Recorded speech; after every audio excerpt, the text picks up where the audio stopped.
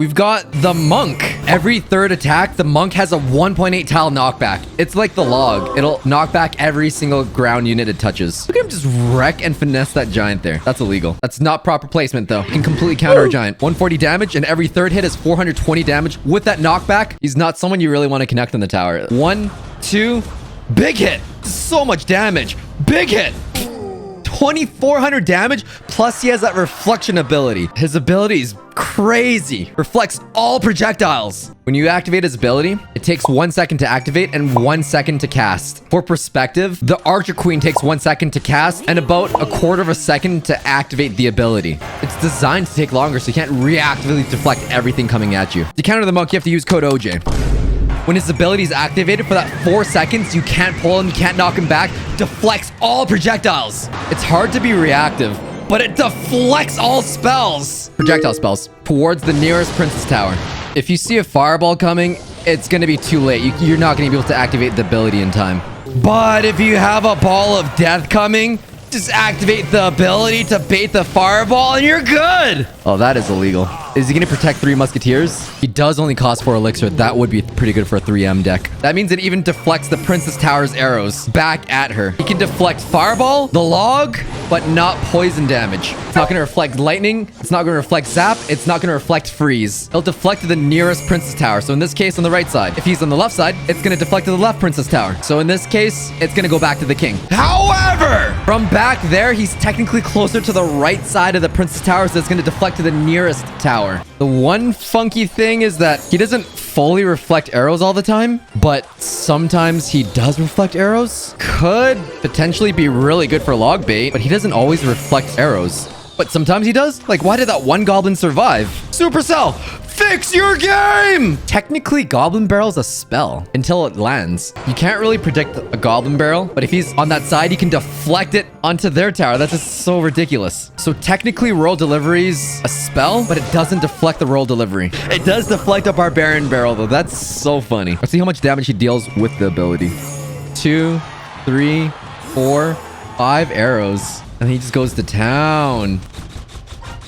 Wow. He dealt more damage when I didn't activate the ability. Melee units like Mini P.E.K.K.A, Big P.E.K.K.A, Lumberjack, they're not going to get hurt by his ability. And those are the units that's going to counter the monk really easily. Ranged units get really wrecked by him. Mother Witch is a funny interaction because she turns herself into a piglet. And the Magic Archer does reflect that piercing. If the Magic Archer is pretty close to him, that piercing is going to pierce back onto the Princess Tower. It's a really specific range. That's a pretty long range. At maximum range, the Hunter actually is slightly out of range. But if for some reason they put a Hunter on top, he's gonna die immediately. That's so satisfying. The queen just scams herself. She just gets wrecked so fast. She's too strong for her own good. An interesting one is the bowler. It reflects the bowling and knocks back all of the units nearby the bowler. This is just a satisfying interaction to see.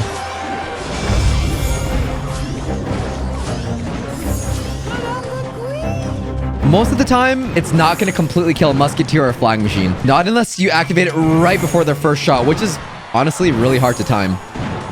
But it can kill them. It gets a little funky with the executioner point blank, but from far away, it's not that much damage since it only hits the executioner once. The princess's ability does splash, and it's going to splash things around her. So you probably don't want to put stuff on top of your wizard. Firecracker is gonna wreck.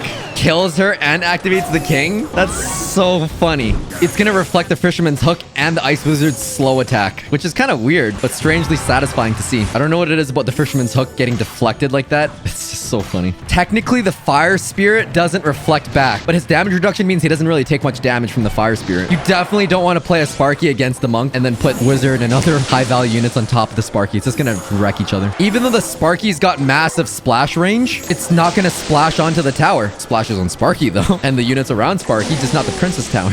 He's gonna deal against Rascals really well, just because he can take out the Rascal girls, and then just take out the Rascal boy. They're not gonna be worth 5 elixir against him. He doesn't reflect zap or electric things, because electricity technically isn't a traveling projectile. So Electro Wizard does a really good job countering him. And Electro Dragon. Minions throw projectiles, and they're gonna get wrecked by him. Mega Minion technically throws a small projectile as well, and he's gonna scam himself. so much damage back. It's a very tight timing, and the Mega Minion's not going to die unless you activate it right on the spot. But if the Mega Minion gets 3 shots on him in that form, then it's dead. But in that 4-second window. Minions are built different, but bats are melee units, so they have nothing to reflect. They don't throw any projectiles. They just kind of bite at the monk. So bats are better than minions against the monk. Interesting. Just to be clear, he's not going to reflect a goblin drill or a miner, even if it crosses underground. But he will reflect a bomb tower. I think that's worth that 1 elixir to activate to deal over 100 damage to the princess tower and nearly take out the bomb tower for a bigger push. Cannons, cannon carts, they're all going to get reflected back. He's not going to fully reflect the cannon cart, but it leaves it with a sliver. That princess is going to take out the cannon cart right before it connects. It's kind of a nice counter. Whew. All that for 1 elixir. He's not bad to put down. Maybe you need to reflect stuff back, and then you can put down a musketeer or something to take care of the expo while he refracts everything. Oh boy, if expo was already bad, it's even worse now. One thing though is that you don't do so hot against Inferno Tower or Inferno Dragon. It doesn't refract anything. And the ramp up damage, when it deals 1,000 damage, it doesn't matter if his ability is activated. Maybe you even preemptively activated it and it looks like he's dealing no damage. The moment he exits that Inferno Dragon is going to deal stage 3 damage and just disintegrate him. Infernos, Electros, those aren't going to do diddly squat. They're not technically projectiles. They're laser beams of fire and electricity. Why can you reflect projectiles and deal knockback every 3rd hit? That's so broken. I love it. Even though the prince has a longer range, it's not a projectile. It's just a really long melee attack. The monk's going to do a pretty decent job at defending against the prince just because it's going to absorb most of that damage. He actually does an okay job at reflecting the Ram Rider. It's not going to stop her, but it does slow her down and reflect the ensnare's damage. The bandit's dash isn't a projectile, so there's nothing to reflect back. It's just going to have a shield. If you place the monk a little further back, it'll knock the giant straight back, and there's no way it's going to connect. If you put it right at the bridge, it's just going to walk around the monk after a second. And then the monk's just going to push the giant into the tower.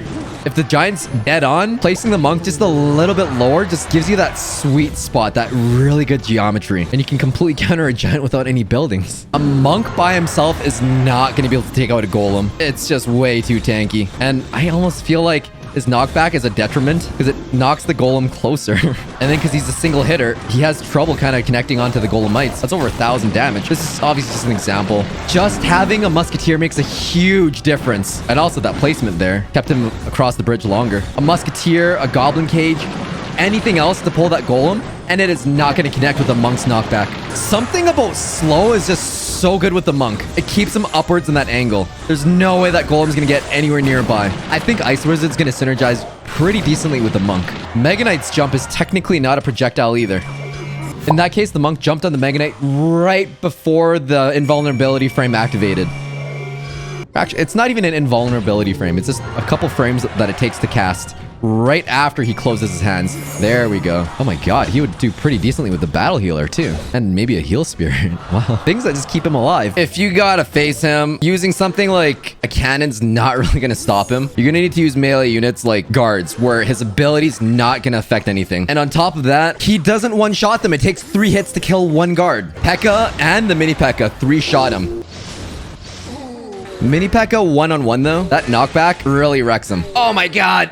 Technically, the mini P.E.K.K.A. 3-shots him, but the mini P.E.K.K.A. attacks too slowly. But realistically, it's almost a better idea to distract him with skeletons so you have a full health mini P.E.K.K.A. Mega Knight knocks him back as long as his ability is not activated as well. Does a pretty good job of tanking and taking him out, but that's 7 for 4. Giant Skeleton does a pretty decent job of taking him out as well. With the Princess Tower, it's not even that many punches. Maybe 4 punches on the Giant Skeleton. And he's still got a lot of health. Inferno Dragon, that one's a no-brainer. Even with the reflection, oh, that Inferno Dragon's gonna ramp up and deal 1,000 damage right after his ability deactivates. Archers are a sleeper. They die in 3 shots. I mean, provided that he doesn't already have his ability activated, because if he does, then those archers are dead. Zappies and Electro Wizard are a really decent counter against him. These are the few counters that work really well against him that are ranged. It's not only going to pull him in the middle, but completely stun him. Even though he can kill them in 3 shots, his ability isn't threatening. Witch is actually not that bad of a counter. She doesn't kill herself because her attack's kind of weak, and it's those skeletons just really distract him. This one's a no-brainer. He doesn't 3-shot E-barbs, and they just wreck him. And that knockback, he's just targeted onto another barbarian. Prince can 1-dash and 5-shot him, or 3 shots with a Princess Tower. Bowler does knock him back, but he can reflect the bowler, and that's kind of dangerous. Even with his ability, Bowler is going to be a really good counter against him if the Princess Tower is up. But on a 1v1 situation, not so much. He's going to 1-shot skeletons. He's going to 1-shot spear goblins. I don't even know if the ability activation makes sense. Okay, it makes sense. Took him down half. But it takes him 2 shots to take out the loggables like a Dark Goblin or even a Princess. Unless he has his 3rd attack that just deals 400 damage, then the Princess is just gonna get 1-shotted. Normally, the Princess will take 2 hits to die. This is gonna be Princess, Rascal Girls, Dark Goblin, all the loggable units. All the units that die to Fireball are gonna die to him in 3 shots. That's gonna be the Mother Witch. That's gonna be the Ice Wizard, strangely, after they nerfed him a while back. That's gonna be even Barbarians, but Barbarians are still gonna kill him if it's 5v1. The Monk. You too can have a maxed out monk with one simple trick. Using code OJ and buying the season pass to get the Book of Books.